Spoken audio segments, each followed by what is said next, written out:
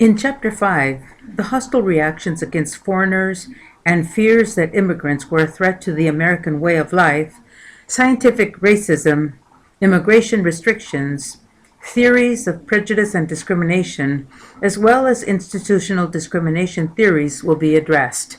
Chapter 5 is Nativism and Racism. Voluntary immigration has been supported sometimes enthusiastically, and other times there has been resentment, as we have read about in the text. While the Constitution was being debated, there were fears that foreigners would not respect or understand the democracy that was being set up. This created extensive xenophobia. Consequently, this sense of nativism led to immigration restrictions. As the Irish and the German populations grew, they were targeted with hostile reactions from the natives. Xenophobia was pretty extensive. Various political parties were formed as the Union seemed to be collapsing. These parties were formed to protect their rights and privileges as well as to combat immigration. The Native American Party argued that natives were becoming a minority in their owned land. The Know Nothing Party got its name from the fact that its members answered, "I know nothing," when people asked about what they stood for. The Civil War gave many foreigners an opportunity to demonstrate their loyalty to either the Union or the Confederacy. Conflicts seemed to subside between the first immigrant stream and the natives. However, there were doubts as the second stream arrived.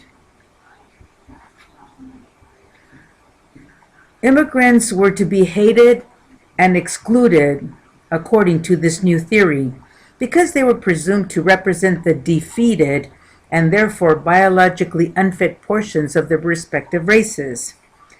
This new line of thought, called scientific racism, developed rapidly during the last quarter of the 19th century and the first quarter of the 20th century. The boundaries of race and ethnic groups are set by social agreements. In the United States, sharp boundaries stem from the fact that Americans believe race to be important and generally follow established folkways in identifying people as members of particular racial groups. The advocates of social Darwinism believe that socially dominant groups are groups that have demonstrated their biological fitness in the struggle for survival. Social Darwinism held that white people were more intelligent than other people. These thoughts strengthened the racial differences controversy. The controversy centered around mental testing and intelligence. The controversy has competing ideas. They are hereditarianism and environmentalism. Galton argued that nature, not nurture, was responsible for the rise of people to eminence. In 1905, Simon and Binet developed the first scale of intelligence. During World War I, the U.S. Army conducted massive testing of 1.7 million men.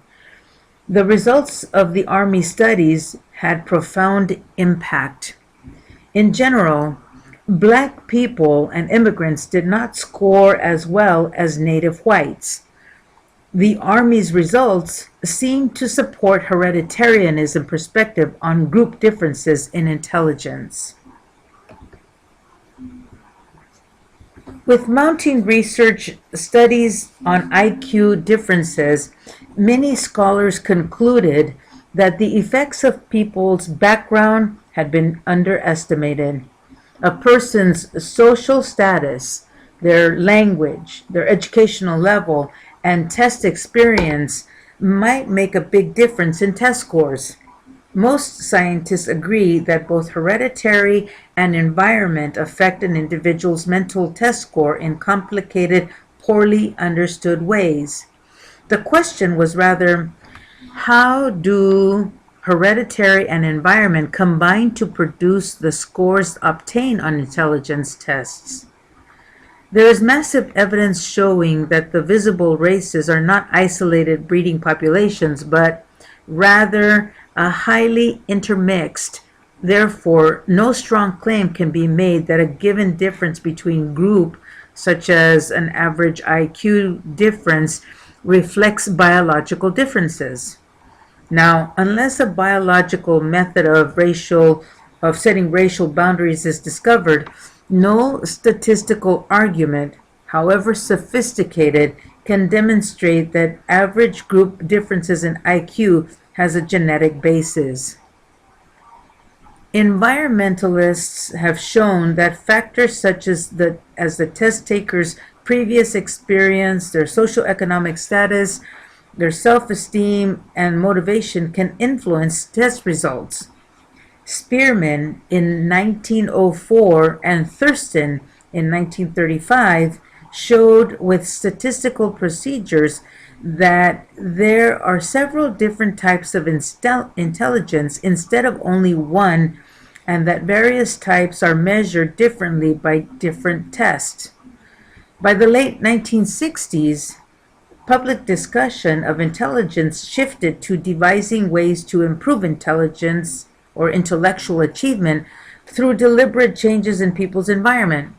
Hence, the beginning of Head Start preschool programs for low-income children were launched. In 1969, Jensen's publication argued that hereditary's influence on intelligence was far greater than that of the environmentalists, or the environment, he said. He concluded that 80% of the difference in intelligence existing among individuals was due to differences in their genetic makeup. In other words, where you came from, your background. If you were royalty, then you were smarter because you came from royalty. In the book, The Bell Curve, the authors argued that several trends created a cognitive elite.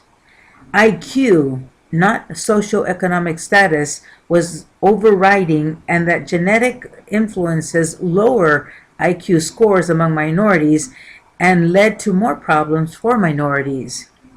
Critics focused on the misuse of statistics. Many were outraged that the entire work seemed to be aimed at supporting the author's attack on federal government's immigration, their education policies, their welfare, and the affirmative action policies and programs. The book repeated fears of the nativists of the 19th and 20th centuries that the rising tide of non-Nordic immigrants was intellectually lower of the native population and would lower America's mental level. There were several major events that culminated in the Immigration Act of 1924. It began with the Chinese.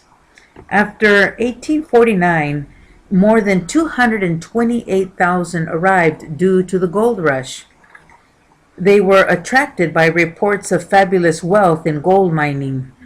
However, they responded to the building of railroads, of buildings, and other manual labor opportunities, the infrastructure of America. In 1852, California's governor recommended action to decrease the number of Chinese coming. They were harassed, expelled, and killed. In many cases, no justice for the victim. There were campaigns by the Working Man's Party. One of their slogans, "The Chinese must go," to them it was considered unfair competition. In 1882, Congress passed a comprehensive immigration law that prohibited the admissions of convicts, lunatics, idiots, and people who were considered likely to become public charges. Congress voted to suspend for 10 years the entry of Chinese workers and also to declare them to be ineligible to become citizens of the United States. The previous exclusion of immigrants was based on personal characteristics of different individuals, but now, because of their race or nationality, they were seen as undesirable. This was the first and only nationality to be barred by name. It was known as the Chinese Exclusion Act of 1882. It wasn't until 1943 that the 1882 Act was finally abolished. Then China was given a quota of 105 admissions per year to come to America. In chapter 12, you'll read about that period of most rapid growth for the Chinese American population. It resulted, of course, in the exclusion, and it slowed family formations among Chinese in America.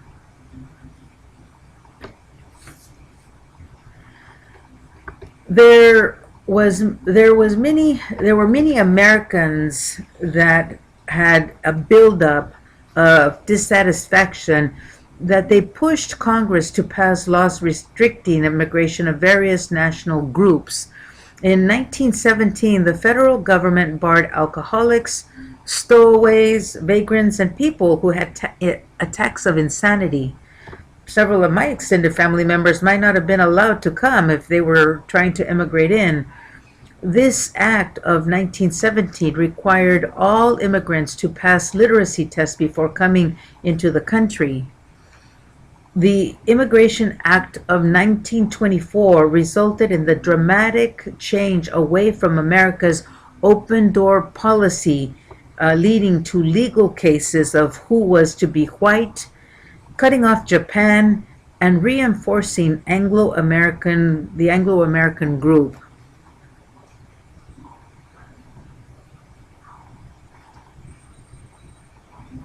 In all the circumstances that have been considered, two main assumptions have guided much of the research concerning the factors determining the patterns of prejudice and discrimination.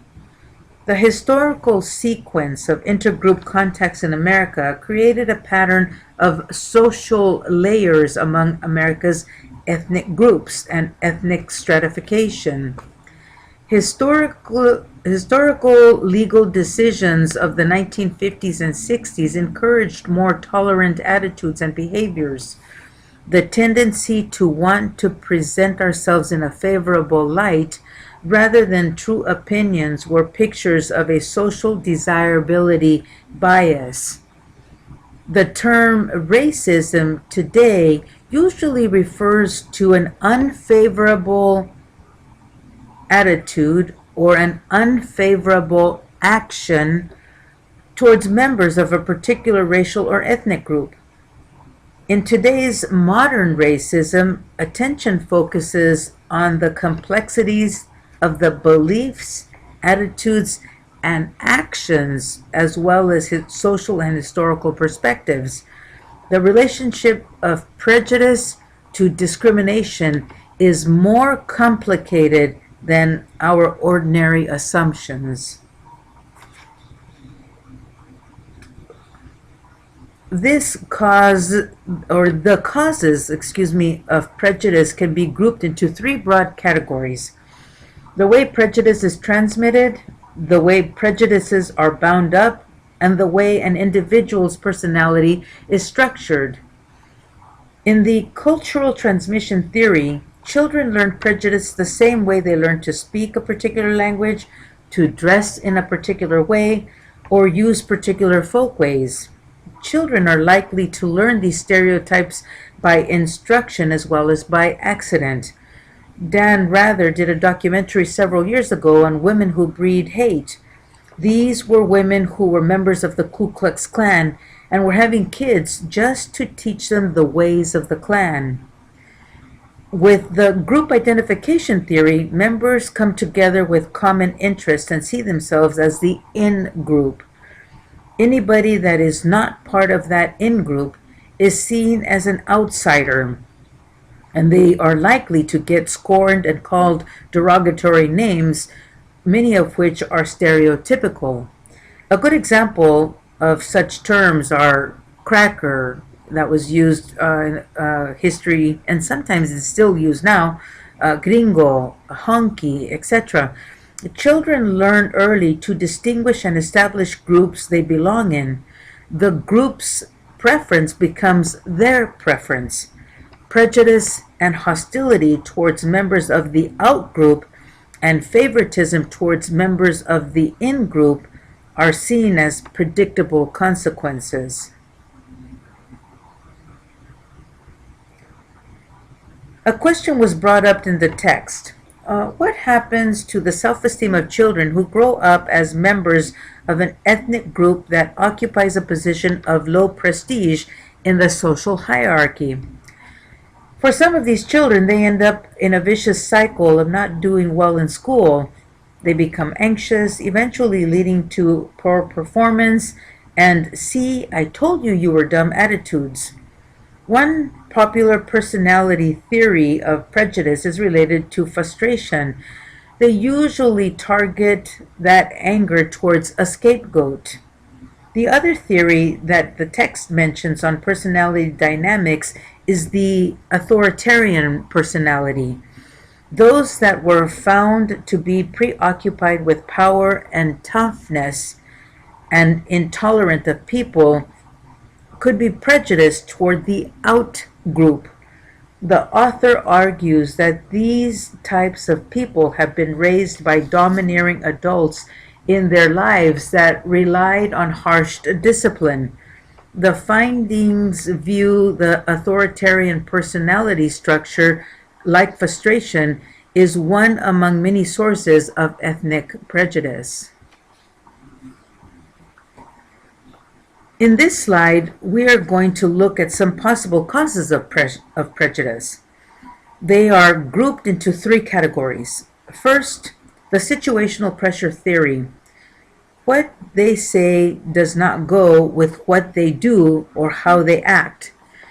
People claim to be less prejudiced than they are, and for that reason, many claim that they are tolerant of America. However, that is hypocritical. An example of this was Donald Sterling sounding righteous because he gave jobs to African Americans. However, he did not want his female friend to associate with them. There have been many studies that show that prejudice and discrimination do not necessarily go together. This raises some big questions on the presumption that prejudice is the cause of discrimination. There are also studies that show that under some condition, people who appear not to be prejudiced may discriminate, and people who appear to be prejudiced may not discriminate. And because people are members of different groups, many of which have histories of competition and conflict for things like property or power, these intergroup conflicts may involve discrimination. On pages 134 and 135, you'll read about the group conflict theory. In chapters 2 and 3, we learned about the American Indians and the Europeans' struggle for land, for jobs, etc., and the conflicts that arose between these two groups. So if you have minorities forced into lower paying jobs, the better paying jobs are usually taken by the majority group. There is usually an economic gain in this type of a situation. Essentially, the difference in group power, competition of limited resources, leads to subordination and ethnic domination because the dominant group usually collects or is at an advantage. The text goes on in greater detail regarding the split labor market theory and the collective violence theory. Take a look at that on page 135 in greater detail. Finally, with the institutional discrimination theory, you will find that many Black Americans, Hispanics, and American Indians noticed that significant improvements were not taking place even though there was a period of decreasing prejudice and increased opportunity. What they found when they asked blacks if the quality of life for blacks had improved was that the ordinary operations of American institutions ensure that discrimination against minorities is still there. In other words, schools, hospitals, banks, etc., do not need to have workers that are prejudiced in order to accomplish discrimination. Most employers have certain requirements to get hired. Example, a high school diploma or a college degree. Automatically, you exclude people who have been denied an equal opportunity to acquire a diploma or a degree. If people if people have been discriminated against in school, they probably did not get a diploma. Consequently, they are not qualified for the job. Let's go a step further. Let's say you have your dad who can't find a job. There is a great possibility that you may drop out of school to go to work. You might run into the same issues your dad encountered. This is a good example of how unintentional discrimination leads to a self-fulfilling prophecy and can develop within generations. The main claim of these theorists is that prejudice is not required to keep the system of discrimination intact or unbroken, which leads to the next slide. Questions. A couple of questions to ponder. In what ways has past discrimination affected the current life chances of minority groups? And the second question, do white Americans receive an unearned bonus for being white? As we continue with the next upcoming chapters, take a look at, how can some of these questions be answered?